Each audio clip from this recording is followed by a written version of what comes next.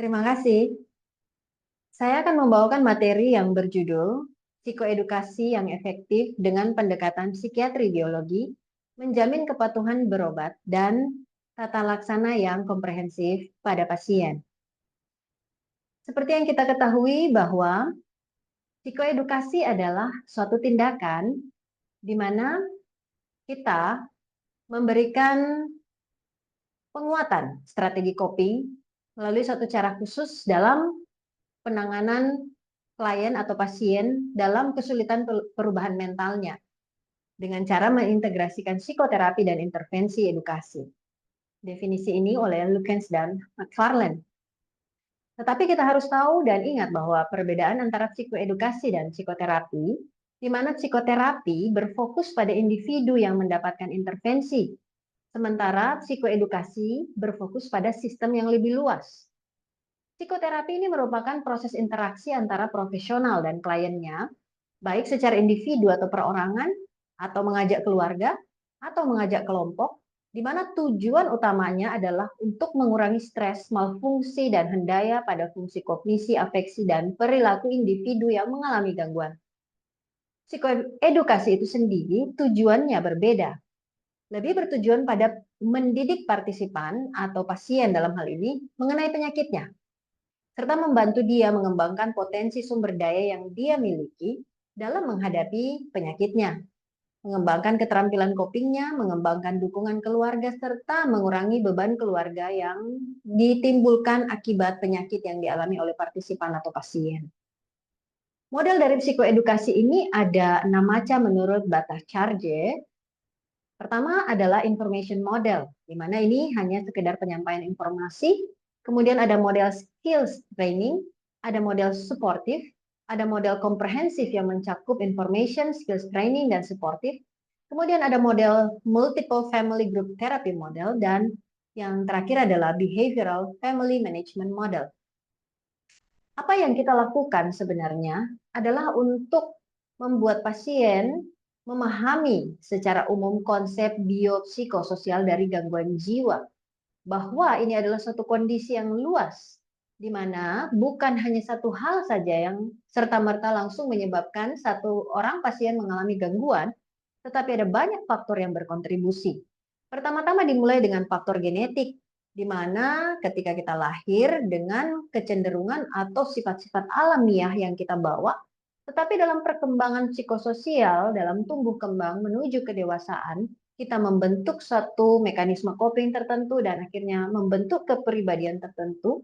Dan dalam perjalanan hidup, ada tekanan-tekanan eksternal, tekanan internal, dan penyakit-penyakit fisik yang akan berkontribusi dalam banyak hal dalam pengalaman hidup kita, di mana ini akan menimbulkan stres.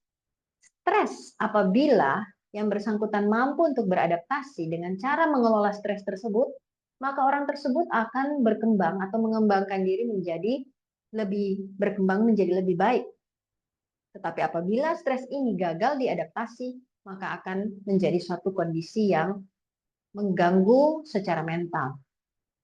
Psikiatri biologi dapat menjawab atau membuat kita memahami konsep biopsikososial tersebut.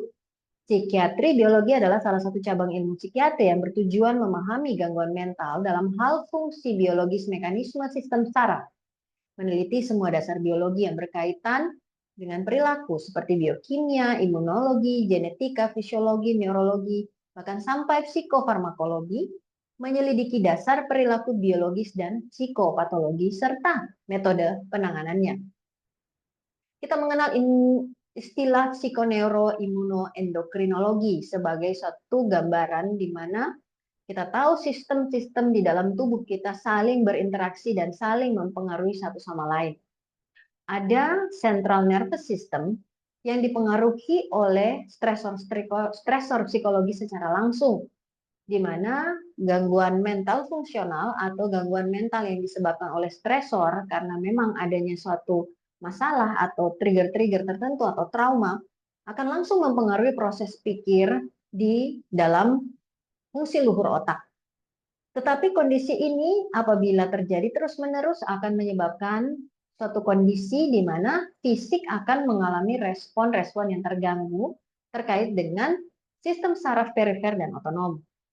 Sistem saraf perifer dan otonom yang terganggu ini akan mengganggu juga secara keseluruhan sistem imun kita dan pada akhirnya mempengaruhi sistem endokrin atau hormonal, sehingga akan kembali juga mempengaruhi keseimbangan neurohormonal di otak.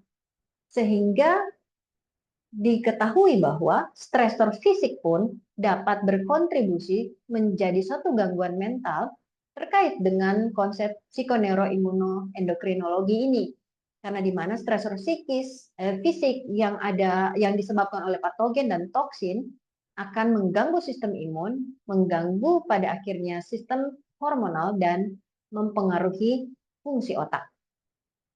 Setiap jenjang di dalam proses ini di dalam tubuh kita akan sangat terkait dengan proses-proses berlangsungnya atau berkembangnya suatu kondisi gangguan mental. Diawali dengan suatu kondisi predisposisi, baik itu genetik maupun psikososial, perkembangan psikososial, dan adanya kondisi-kondisi premorbid tertentu, terjadilah perkembangan yang memunculkan gejala-gejala prodromal. Akibatnya terjadi onset dan perjalanan penyakit. Semua ini dapat ditinjau dan dilihat dari perubahan-perubahan sistem tubuh kita. Pada akhirnya ketika kita sudah mendiagnosis dan menemukan beberapa gejala-gejala yang menjadi target pengobatan, maka kita dapat memperkenalkan treatment options kepada pasien serta memberi gambaran adanya suatu proses recovery yang membalikkan atau menstabilisasi bagian-bagian sistem-sistem yang terganggu dari tubuh kita. Dan pada akhirnya akan terjadi atau perkiraan perlangsungan penyakit terkait prognosis serta mencegah terjadinya relapse maupun mencegah terjadinya perkembangan penyakit-penyakit lainnya, termasuk perkembangan penyakit fisik yang disebabkan oleh gangguan mental.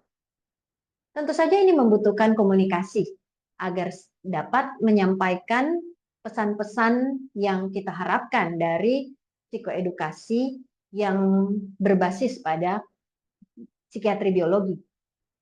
Prinsip dari komunikasi efektif ini adalah respect.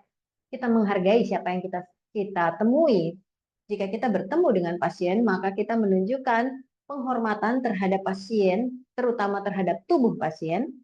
Jadi memberi respon atau memberi tindakan sebagai dokter dengan cara menghargai pasien sebagai orang yang bisa mengambil keputusan atau memegang kendali penuh untuk memutuskan apa yang terjadi dengan dirinya. Tentu saja jika insight buruk, maka dilibatkanlah keluarga di sini. Kita juga melakukan komunikasi dengan empati. Audible di sini adalah artinya tersampaikan, bukan hanya sekedar melalui kata-kata, tetapi gestur juga dapat menjadi satu sarana untuk mengekspresikan apa yang kita ingin sampaikan. Kemudian pesan itu juga harus jelas dan kita harus humble dalam menyampaikan komunikasi ini, di mana ketika pasien memberikan feedback, maka sebagai seorang seorang komunikans yang memberikan psikoedukasi, selayaknya lah kita mengambil posisi untuk tidak menggurui dengan cara yang tidak berkenan kepada orang yang mendengarkan. Persoalannya satu, dalam hal kita memperkenalkan konsep psikiatri biologi, yaitu clarity atau kejelasan. Mengapa? Karena sangat sulit untuk membuat pasien itu memahami atau mengerti konsep jiwa. Memahami dengan jelas apa itu konsep jiwa tanpa melihat atau memegang sesuatu hasil atau hasil pemeriksaan apapun yang mereka bisa lihat, itu merupakan tantangan yang terberat yang kita alami ketika kita mencoba untuk memberikan edukasi kepada pasien terkait dengan penyakit yang dialaminya. Konsep jiwa dan konsep gangguan jiwa inilah yang harus kita tarik ke arah medis. Sehingga kita harus mampu memberikan kejelasan kepada pasien bahwa treatment yang diberikan kepada pasien adalah satu treatment yang terkait dengan aspek medis atau aspek biologis dari jiwa. Di mana tanpa tubuh yang memproduksi hormon-hormon tertentu, maka ekspresi emosi, ekspresi pikiran dan perasaan serta perilaku ini tidak akan mampu dilihat atau tersampaikan di mana ekspresi-ekspresi inilah yang kita sebut sebagai jiwa. Saya melakukan sebuah survei singkat terkait pemahaman dan engagement to therapy pada pasien psikiatri dan pengampunya setelah melakukan psikoedukasi dengan metode psikobiologi di RSUD Maria Walanda Maramis. Survei ini hanya dilakukan selama 1 bulan, suatu survei yang sangat sederhana. Ada 197 pasien, 17 pasien baru dan 180 pasien lama, 111 pasien psikosis dan 93 pasien neurosis. Metode psikoedukasi menggunakan media gambar dan video yang ditayangkan melalui layar komputer rekam medis elektronik. Materi ini hanya terutama menjelaskan saja terkait mekanisme sistem saraf atau sistem tubuh yang menyebabkan gejala-gejala yang dialami oleh pasien. Kemudian yang kedua, gambaran sederhana di mana nantinya obat akan bekerja terkait dengan sistem-sistem yang terganggu tadi. Pertanyaan yang diajukan hanya 4. Pertama, apakah Anda mengerti mengapa Anda sakit? Pasien lama menjawab bahwa mereka mengerti, 93 orang, di mana ini lebih dari 50%. Tetapi ternyata 70 masih sedikit mengerti. Yang termasuk kategori pasien lama di sini adalah lebih dari 1 kali datang. Pasien baru adalah pasien yang memang baru pertama kali datang di poli. Kemudian 5,6% masih bingung, 3,9% tidak mengerti. Ini mungkin masih terkait juga dengan kondisi psikosis yang dialami pasien atau insight yang buruk. Pada pasien baru yang mengaku sedikit mengerti ada 41% dan 10 orang sudah langsung mengerti pada saat mereka pertama kali datang dan dijelaskan. Dan 35% masih bingung. Kita melihat bahwa setelah ditanyakan apakah Anda mengerti mengapa Anda butuh pengobatan, ternyata meskipun beberapa orang mengatakan mereka tidak mengerti penyakit apa yang mereka alami, tetapi mereka mengerti bahwa pengobatan itu dibutuhkan oleh mereka. Baik ini pada pasien lama maupun pada pasien baru. Pertanyaan selanjutnya terkait dengan engagement to therapy. Apakah Anda akan minum obat sesuai anjuran dokter? Ya, 167 orang pasien lama mengatakan iya, 13 pasien baru tidak tahu. Ini kemungkinan sekali lagi adalah mereka yang mengalami masalah kognitif atau insight buruk karena kondisi psikosis. Pasien baru pun mayoritas mengatakan akan minum obat sesuai anjuran dokter.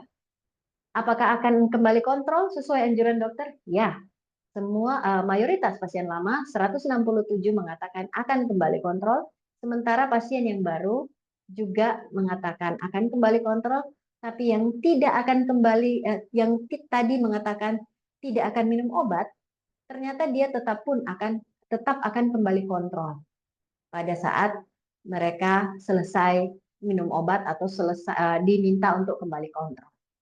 Kesimpulan yang saya dapatkan, walaupun survei ini sangat sederhana, tetapi memang masih bisa dikembangkan selanjutnya untuk membandingkan mungkin dengan kelompok kontrol yang tidak diberikan psikoedukasi atau mungkin bisa di follow up kemudian atau dibandingkan antara yang mengalami kondisi psikosis dan non psikotik. Tetapi kesimpulan sederhana yang bisa kita dapat bahwa tujuan psikoedukasi yang dilakukan oleh psikiater adalah untuk membantu pasien memahami kondisi penyakit yang dialaminya. Hal ini dapat tercapai dengan penggunaan alat bantu media elektronik dan memudahkan pasien melihat secara visual simulasi proses yang berlangsung dalam tubuh yang berdampak pada gejala fisik yang dia alami. Upaya penyederhanaan konsep psikiatri biologi dan mengimplementasikannya pada tindakan psikoedukasi akan berdampak pada kesadaran pasien untuk minum obat sesuai anjuran dan rutin kontrol untuk evaluasi. Demikian materi yang dapat saya bawakan. Terima kasih.